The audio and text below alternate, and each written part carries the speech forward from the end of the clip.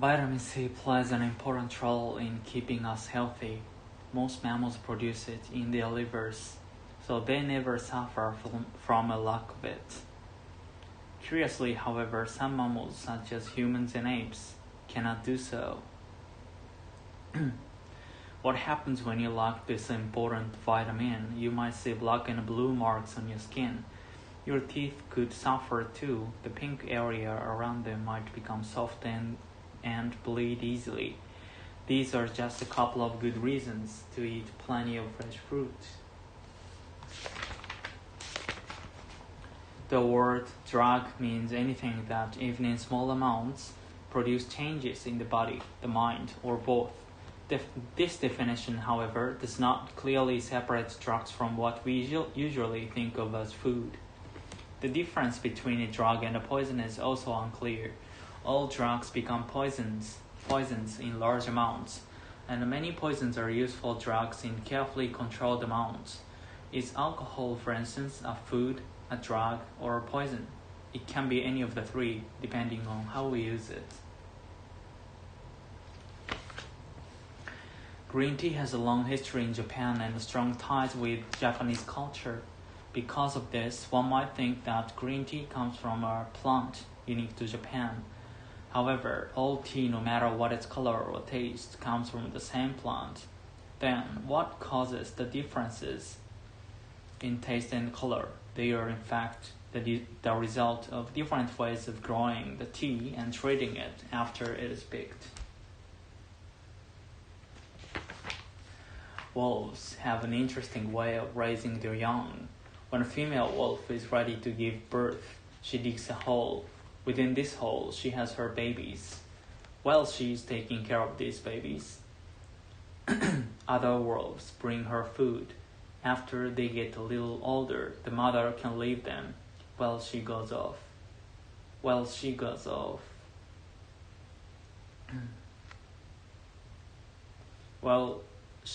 off to hunt with other members of the group. Then, instead of the mother, another female will stay behind to guard younger wolves. Physical gestures may have different meanings in different cultures, and misunderstanding these signals can sometimes be embarrassing. I once had an experience which I have never forgotten. Some years ago, I took a small group of foreign students to Kyoto. I counted them with the index finger, which is common in Japan, but one of them became quiet and looked puzzled. When I asked him what was the matter, he replied, "In my country, we count people with our eyes. We use fingers to count pigs." The smile may no longer be an effective way to mask one's true feelings. Some psychologists have claimed that true smiles and forced smiles use different muscles. For example, in the true smile, the muscles surrounding the eyes tighten, while the cheek muscles pull the corners of the lips upward. On the other hand, in the false smile, the muscles between the eyebrows move slightly, while the muscles around the mouth pull the corners of the lips downward. If the psychologist's claim is proven to be true, perhaps people will worry less about what they say and more about which muscles to use when they smile.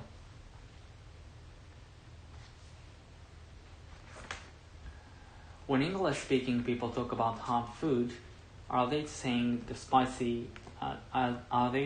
food is spicy like curry, or are they talking about its temperature as in hot coffee? These two different meanings of hot may seem confusing to Japanese students, but as a matter of fact, the word is the right one for describing the way the body responds to spice and heat. A simple explanation would go something like this. When we eat or drink, the same nerves in the mouth react both to spicy chemicals in the food and to a rise in temperature. The English expression, therefore, reflects this fact about the human body. Western clothes have buttons on the right for men. This is convenient because the majority of men are right-handed. It is easier for them to use the right hand when buttoning up. Why then do women's clothes have buttons on the left, even though most women are also right-handed? Is this a kind of discrimination? In fact, there is a reason why women's buttons are on that side. In the past, buttons were quite expensive and only very rich people could afford them. Women in such wealthy families had servants who dressed them. Therefore, to make it easier for the servants, buttons were put on the left. The color purple has often been regarded as a symbol of wealth and power, but the dye used to produce it did not have an elegant beginning. An ancient people living along the coast on the Mediterranean Sea first discovered how to make the dye from milk snails, small sea animals with hard shells. Unlike other snails, milk snails give off a strong-smelling liquid that changes color when it comes into contact with air and light. From this liquid, the people produced purple dye. If we visit the places where the dye was produced, we might still be able to see the shells of milk snails. Let us hope we cannot smell them. In August of 1771,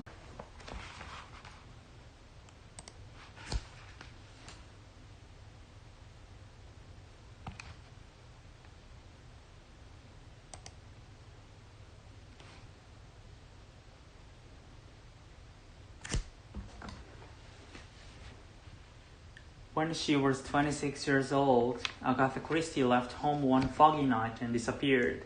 The next morning, her car was found halfway down a grassy bank with its food stuck in the bushes. The police found her fur coat in the car, but there was no sign of her.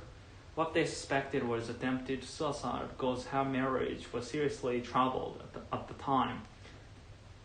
Despite the extensive police search of the whole area, there were no clues to her whereabouts. But then, 11 days after her disappearance, the head waiter at a hotel in North Yorkshire noticed that one of the female guests looked similar to the newspaper photos of the missing novelist.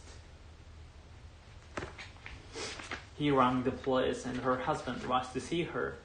To his surprise, however, Agatha acted like a completely different person and didn't seem to recognize her husband. He thought she had suffered memory loss due to stress. In fact, it was a distressful incident for Agatha and was followed by their divorce. But ironically, the incident made her a best-selling novelist. Her next novel, The Big Four, sold 9,000 copies, more than twice as many as any of her previous books. Have you ever thought about what skin does for us? Most of us are aware that skin protects us from liquid, heat, cold, dirt, and bacteria. But that is not its only job. For instance, the skin is where our bodies might make the vitamin D that we need. Another function has to do with the sense of touch. Without that sense, we could not feel any difference between rough and smooth surfaces. Skin can even help us determine if someone is sick. The wrong color, slightly gray or very pale, may be a sign of disease. Skin may reflect a person's mental state, too. Unusual sweating, for example, may be a sign that the person is nervous or under stress. Genes, the basic parts of cells which are passed down from parents to children, may have something to do with human behavior. In an experiment, scientists put flies into a glass tube and placed a light at the end of it.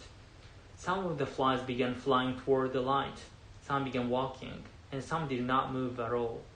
On the basis of the flies' actions, they were separated into different groups: flies that love light, flies that like light, and flies that like the dark. The researchers found that these three groups of flies had variations in a particular set of genes. This suggested to the researchers that the variations in these genes might explain the differences in the flies' behaviors. If genes influence behaviors in flies, why not in humans too?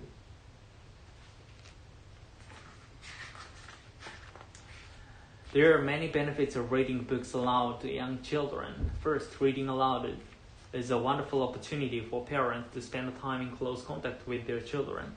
After a busy day, reading a book can be a relaxing way for a family to slow down and communicate. Another important feature of reading aloud is that many books have thoughtful ideas or moral messages. Parents and children can explore these concepts together. In addition, listening to stories helps a child learn vocabulary and sentence structure.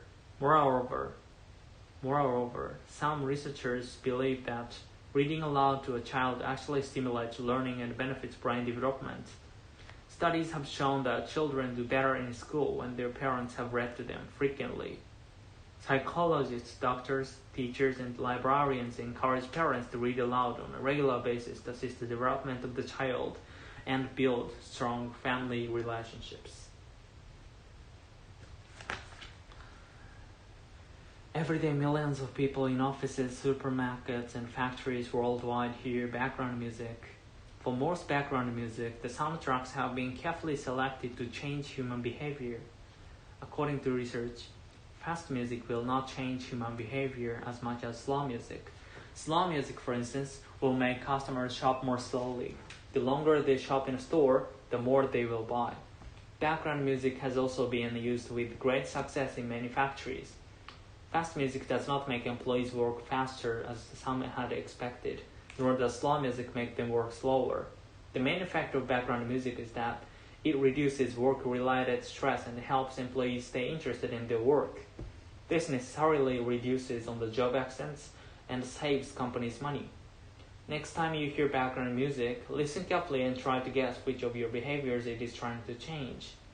Chances are that you too are somehow being influenced by background music. A zoo in Nagano Prefecture will start a 24-hour web service showing zoo animals. The service, called the Digital Animal Park, will allow people to watch the animals' night activities. It is the first time in Japan for a zoo to start such a web service. 15 cameras will be installed in the zoo, and 12 kinds of animals, including a Bengal tiger, a black bear, and a kangaroo, will be shown on the web. They were selected by the zookeepers because of their interesting behavior and popularity among visitors.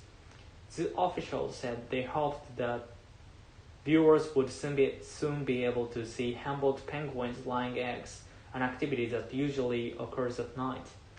Pictures of each of the animals are also available on the website, and zoo officials hope that images of the animals will be used in science classes at school. I hope interest in the animals will grow and more people will visit the zoo. We also want to discuss new roles for zoos like education and environmental protection, a zoo official said.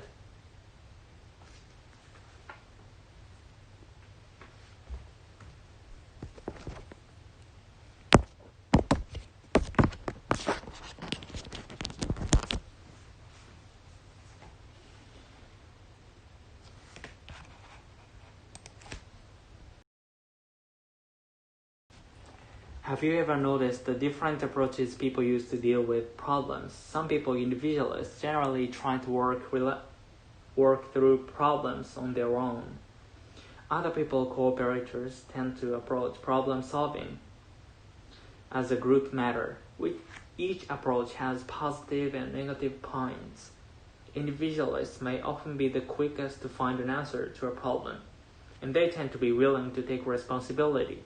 However, this approach is not perfect.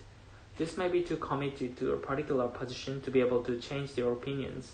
In this way, the individualist approach may result in difficulties later.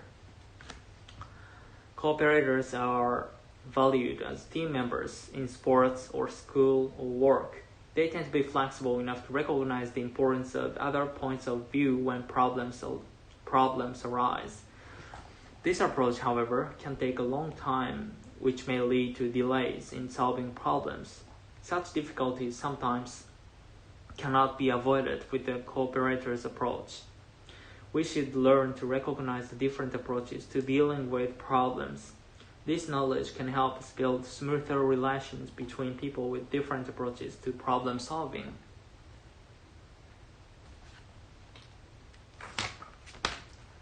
Although cats appear to perform most actions instinctively, they also seem to react to human behavior and adapt themselves to it. For instance, some cats behave as if they understood their owner's feelings. One cat owner told of the time when she lay crying and exhausted on her bed, and her cat put its front leg around her head and comforted her. Cats also sometimes appear to be able to understand the function of many of the things human beings use. For example, some cats, when they bring a captured bird or mouse into the house, put it on a plate or in a dish. There are also cats who know how to open a door by turning the handle. Furthermore, a lot of cats seem to understand what their owners say. A writer tells a story of her cat who used to sleep on the top of her word processor. At first, when the cat's tail got in the way of the screen, the owner would push its tail away and say, "Move your tail, please." Eventually, she didn't have to push the tail, but only had to tell the cat to move it. Children absorb parental worries, often without our even knowing it. It's worth becoming aware of how often we make statements beginning with the words, "I'm afraid," or "maybe it won't," or "I'm worried that." If children are routinely exposed to fearful comments, they are likely to develop an apprehensive attitude. Expectations are molded through repetition, and negative thinking can quickly become circular.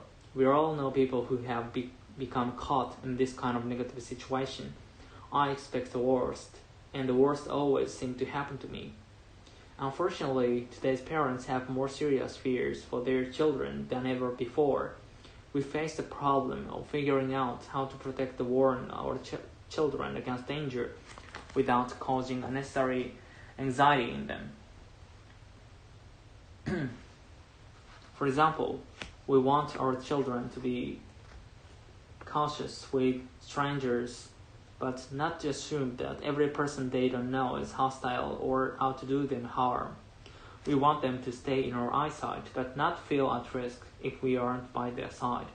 It's a challenge to raise self-confident kids and at the same time do our best to keep them out of harm's way. English is a language with an enormous number of words, but how many English words are there? Most dictionaries used by college students have about 200,000 words, while most full-length dictionaries have about 300,000 to 600,000. Meanwhile, an organization called the Global Language Monitor positively claims that there are exactly 988,968 English words. But counting the number of words in English is not an easy task. First of all, many words that we use in English today were originally words in other languages. Should the words sushi or tsunami be considered English words now that they are frequently used? Then there is the question of words that were used a century ago but are no longer used today. Should they be counted too? What about words that are only used in certain regions of a country? And the list of questions goes on. Should we count the verb, the adjective, the noun, and other forms of a word as separate words? In other words, would driving, and driver be counted as separate words? Should the compound word be counted as one word, or should each of the words in it be counted separately?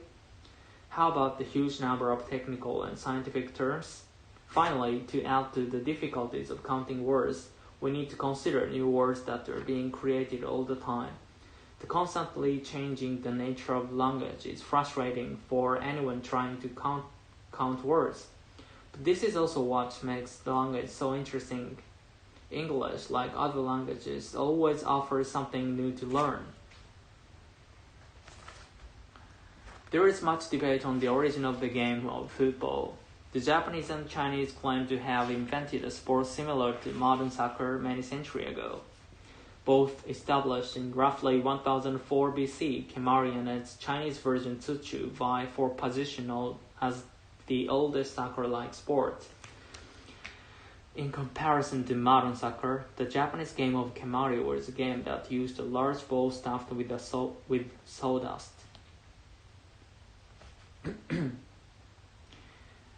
This version used a field which was set up by choosing 4 trees. These trees were usually cherry, maple, pine, and willow. Many large houses in Japan would grow these trees to make a field for kemari. Kemari was normally played with 2 to 12 players. China's version tsuchu involved the players hitting a leather fur-stuffed ball into a small hole.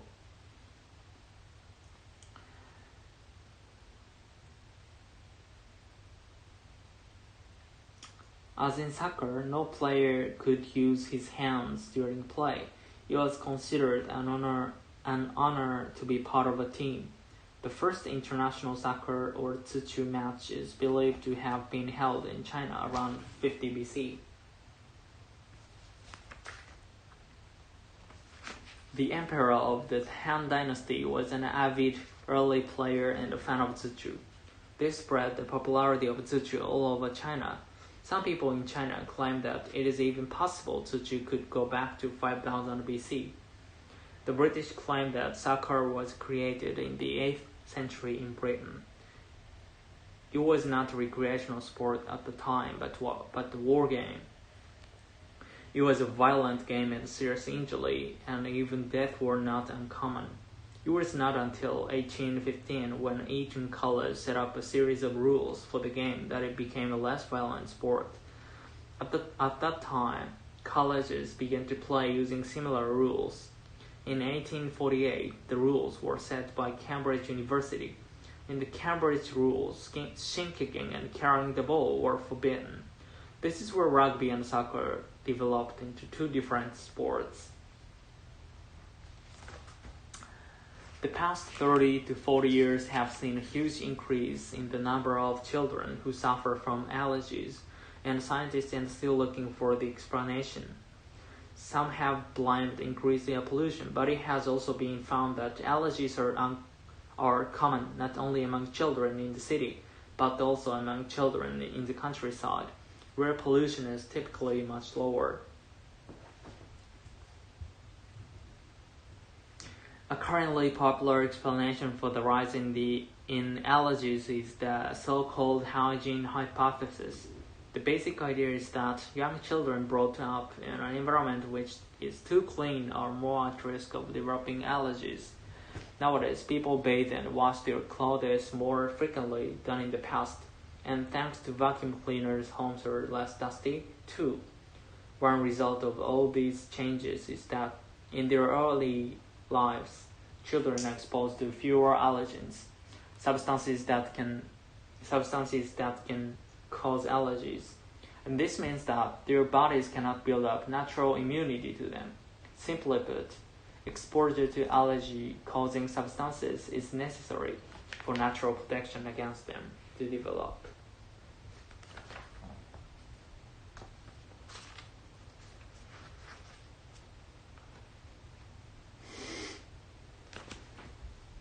The trend towards smaller families also means that young children encounter fewer allergens in the home. In fact, it is known that children who have older brothers and sisters are more resistant to allergies. The same is true of children who share their home with a pet.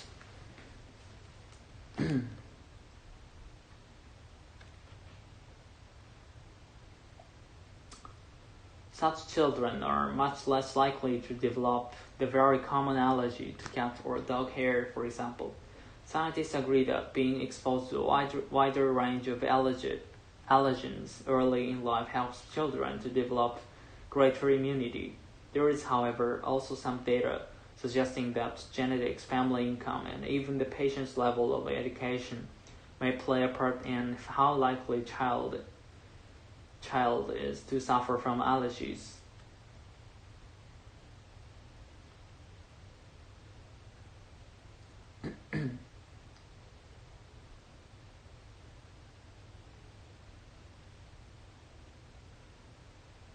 Thus, although the hygiene hypothesis is an important area for research, We cannot yet be sure that too much attention to cleanliness is the only explanation for the enormous rise in the number of allergy victims. When we watch kittens and puppies playing, we realize that through play they are learning how to live. They learn various physical skills, such as how to jump over barriers without getting hurt. They also learn social interaction. For example, if a kitten bites his sister too hard, she will get angry and bite him back. These physical and social skills form part of the training that young animals need in order to grow up. Just as kittens and puppies learn about how to live through play, so do children. But in present-day Japan, especially in cities, there is not much space for children to play in. Children need to release their energy for their mental and physical health.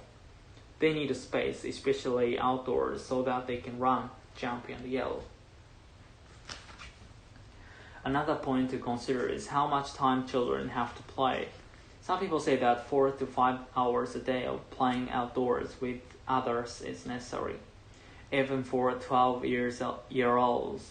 It is very doubtful, however, whether any Japanese children get that much free time. Concerned about their future in an increasingly competitive society, parents generally tell their children to study more. Very few would tell them to go out and play. What do these children do at home when they are not studying? They tend to spend time by themselves. They play video games or watch TV, for instance. These activities do not teach them how to get along with others. This can only be learned through playing with other children. They need to play without being told what to do by adults in order to learn about leadership and group harmony on their own. Outdoor space is particularly suitable for this purpose. Children need a proper outdoor environment where they can freely spend their time playing with friends. A basic rule of medical science is that no human life should be used for the benefit of another. Some people are against human cloning and related techniques for this reason. In cloning, an egg cell is used to develop ordinary cells. The opponents of cloning insist that this is killing because it destroys the potential of the egg to develop into a human being. Other people oppose cloning because at this stage it is unreliable. In animal experiments, for example, success rates are very low. Still others are concerned about the future that cloning might bring about. They are afraid that cloning will lead to the production of human beings for body parts. They also fear that cloning might lead to attempts to create superior humans. Not everyone is against human cloning, however. Some people support cloning if it is for the purpose of medical treatment, although they oppose the cloning of babies. The medical benefits of cloning, the related techniques they argue, could be huge. For example, if a heart can be developed from a patient's own cell, the body will not reject it. Furthermore, he or she will not have to wait for someone to die to get a new heart. Supporters claim that the use of such technique is not killing. Just as ordinary store-bought eggs do not develop into chickens, the eggs used for cloning do not develop into human beings by themselves. They also argue that it is already practically impossible to stop a patient from receiving medical treatment that in some way depends on cloning and related techniques. Even if one country bans cloning, there will always be another country that promotes it. The supporters, therefore, maintain that scientists should have the freedom to experiment, and maintain that people should have the freedom to seek life-saving treatments. In other words, they feel that cloning should be continued unless it is clearly shown to be harmful. The debate over this issue is likely to go on for some time. Why is it that many people who have suffered a major shock, such as divorce or the death of a family member, seem to be weaker against a variety of major and minor illnesses? One common idea among psychologists has been that people could deal with suffering more effectively if they were able to understand and accept it. Indeed, many experts emphasize the value of expressing thoughts and feelings associated with upsetting events. Recently, a team of medical researchers investigated the links between describing psychologically painful events and long-term health. In one experiment, healthy college students were asked to write about either personal disturbing experiences or ordinary topics over a period of 4 days. In the months afterwards, students who had chosen to reveal their inner thoughts and feelings in their writing visited the health center for illness much less often than those who had written about everyday topics.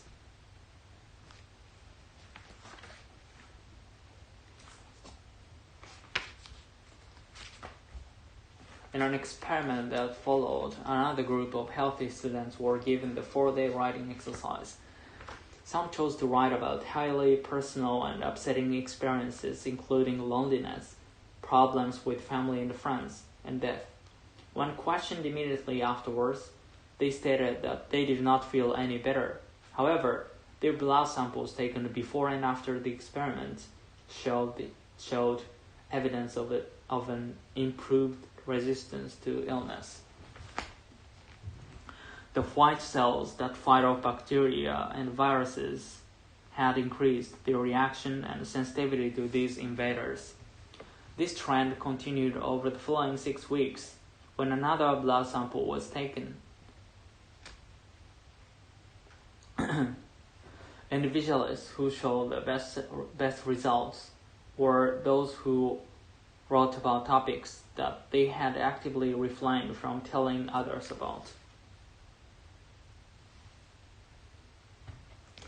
The researchers proposed that failure to face up to painful experience can be a form of stress itself and can increase the possibility of illness.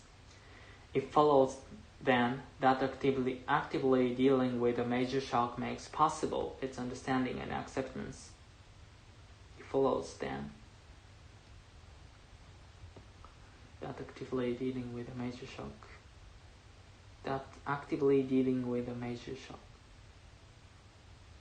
makes possible its understanding and acceptance.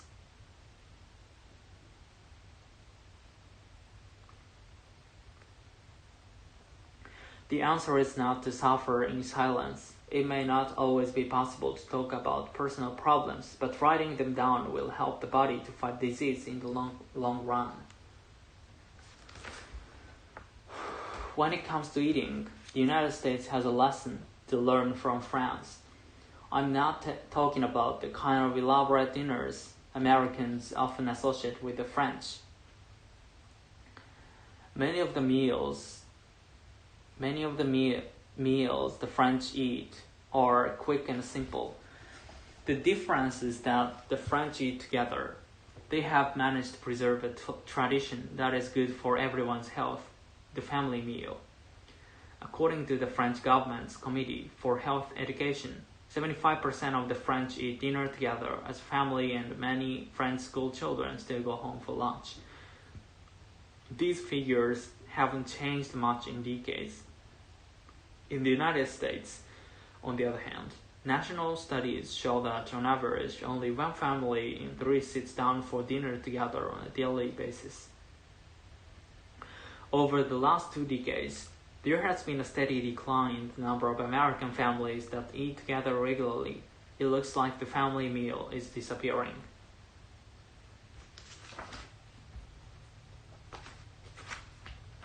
How and why did the family meal start to disappear in the United States? My friends in the United States have various explanations why meals together aren't an option for their families. Parents and children lead hectic lives, and there just isn't time for a sit-down meal. Kids' sports schedules run on into dinner hour. After a long day at work, parents are too tired to cook. Teenagers are off on their own. Are off on their own after school. Everyone likes different foods, they say. So what is the point of eating together? Yet study after study shows that having meals together as a family is good for both adults and children. A University of Michigan study found that mealtime at home was the single strongest factor predicting better achievement scores and fewer behavioral problems for children. Mealtime was far more powerful than time spent in school, studying, worshiping, playing sports, or doing outdoor activities. Other studies show that children like family meals. In one report, nearly 4/5 of adolescents cited eating dinner at home as one of their top-rated family activities. In a national YMCA poll in 2000, when teenagers were asked about their worries, 21% rated not having enough time with parents as their top concern.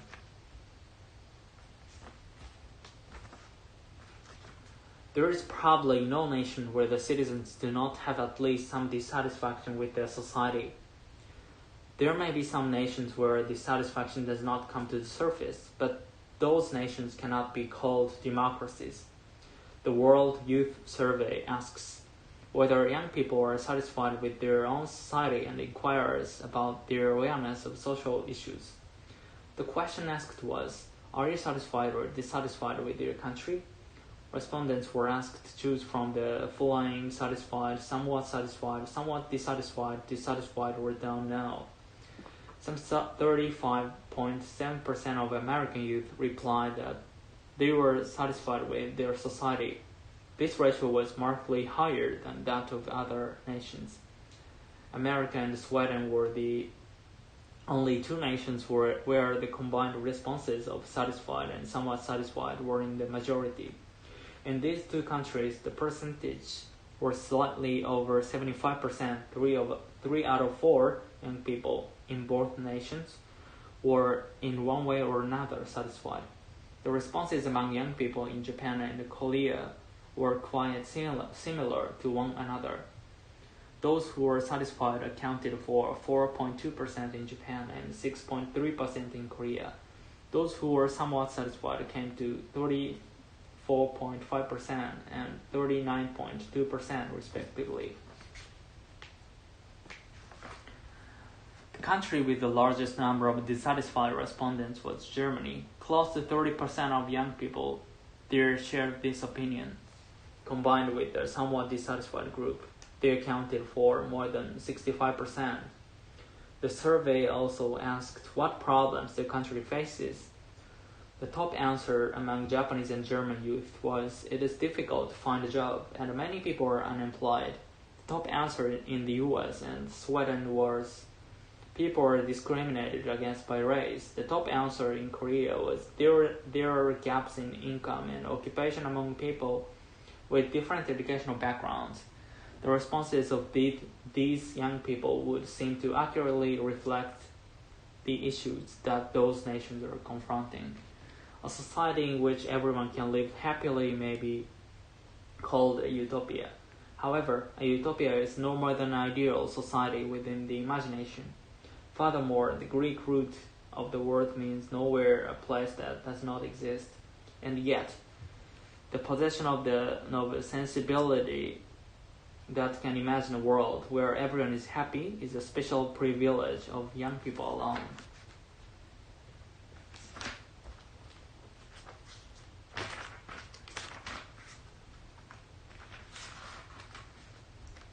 Beware of those who deliberately use aspects of the truth to deceive you and others. When someone tells you something that is true but intentionally leaves out important information that should be included for full comprehension on your part to take place, they can create a false impression. For example, an acquaintance might tell you, I just won $100 in the state lottery and it was fantastic when I took that $1 ticket back to the store and turned it in for $100. This woman's a winner, right? Maybe not. In fact, you later learn that she had purchased not one ticket but instead 200 for this specific lottery, and only one of these a winner. Eventually, you will realize this woman who you thought was lucky or fortunate is in fact a huge loser. Although she didn't say anything false, she clearly left out important information, and likely did so on purpose. That's called a half-truth, which is not technically a lie, but it's just as dishonest.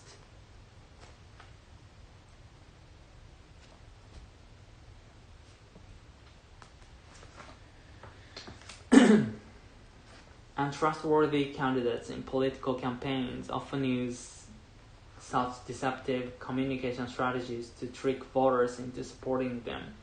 Let's say that during Governor Smith's last term, her state lost 1 million jobs but gained 3 million new ones.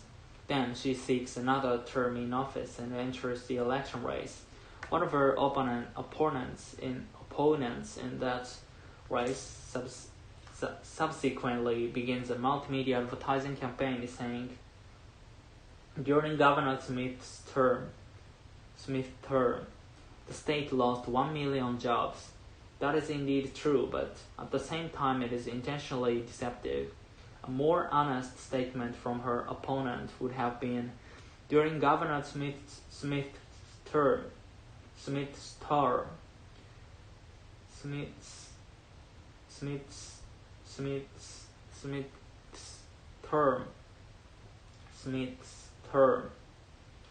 the state had a net gain of 2 million jobs.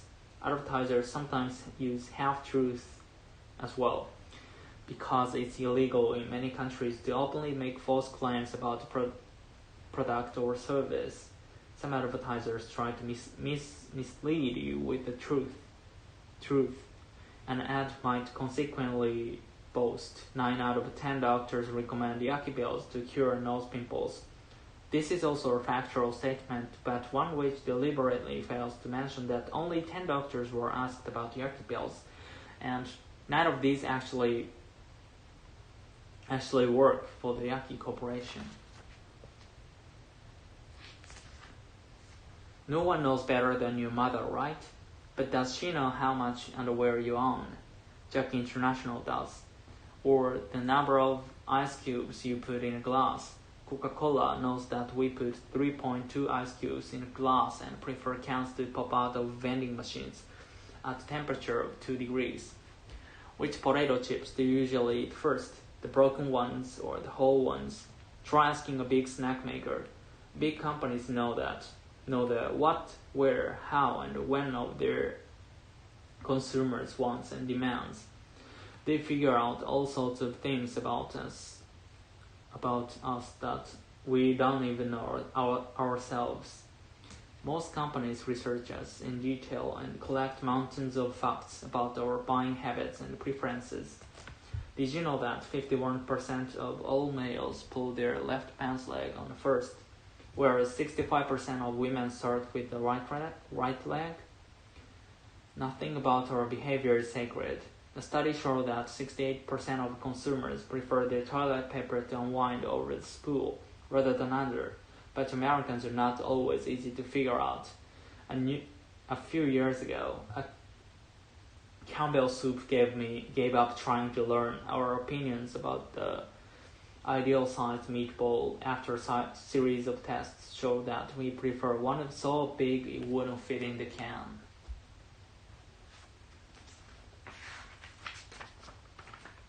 In fact, almost everything we'll swallow is closely monitored by someone.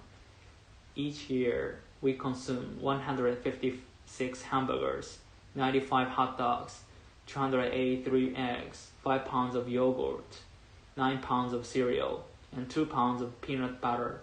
We spend 90 minutes a day munching it. Of all businesses, however, the prize for research thoroughness may go to toothpaste makers. Among other things, they know that our favorite toothbrush color is blue and that only 37% of us are using one that's more than 6 months old. About 47% of us put water on our brush before we apply the paste. 15% put water on after the paste. 24% do both, and 14% don't wet the brush at all. Thus, most big companies have answers to all the what, where, when, and how questions about their consumer demand. But to affect demand, companies need the answer to one more question. They need to know what causes us to want the things we buy. That's a much harder question to answer. As a young boy, I was always aware that what people said was not always what they really meant or felt. I also knew that it was possible to get others to do what I wanted if I read their real feelings and responded appropriately to their needs. At the age of 11, I began my sales career by selling rubber sponges from door to door after school to make pocket money. I quickly figured out how to tell if someone was likely to buy from me or not. When I knocked on the door, if someone told me to go away but their hands were open and they showed their palms, I knew it was safe to keep trying.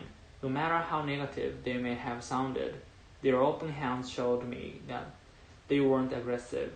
On the other hand, if someone told me to go away in a soft voice, but used a pointed finger or closed hand, I knew it was time to leave.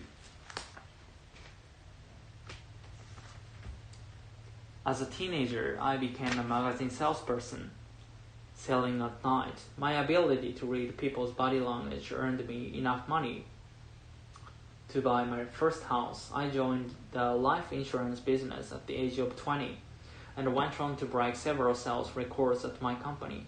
I became the youngest person to sell over $1 million worth of business in my first year.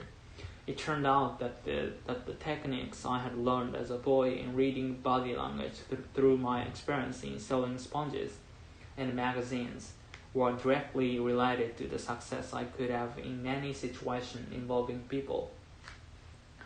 Most researchers now agree that words are used mainly for giving information, while body language is used for communicating attitudes and feelings. In some cases, however, body language can be used as a substitute for verbal messages. Reading body language is a skill that can be learned because in any culture, words and body movements occur together in highly predictable patterns. Thus, a well-trained person can tell what movement someone is making simply by listening to what he or she is saying. A person who is trying to read body language can also guess which country someone is from just by watching his or her gestures.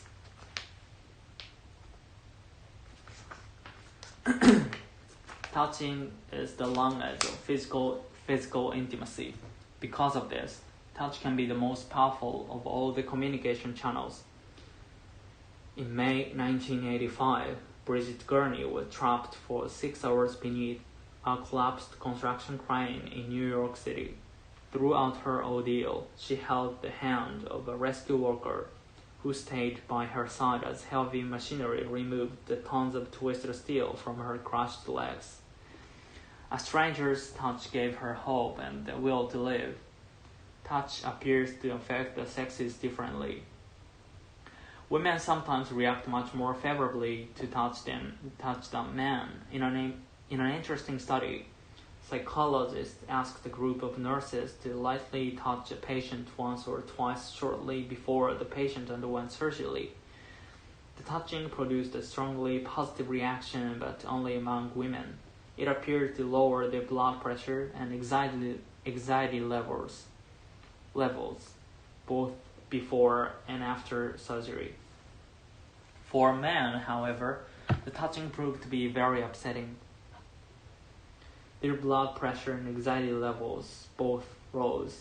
The psychologists suspect that because men are taught to be more stoic, that is to have their feelings and to ignore their fears, the touching rattled them by reminding them that life is fragile. How do you feel about touching and being touched?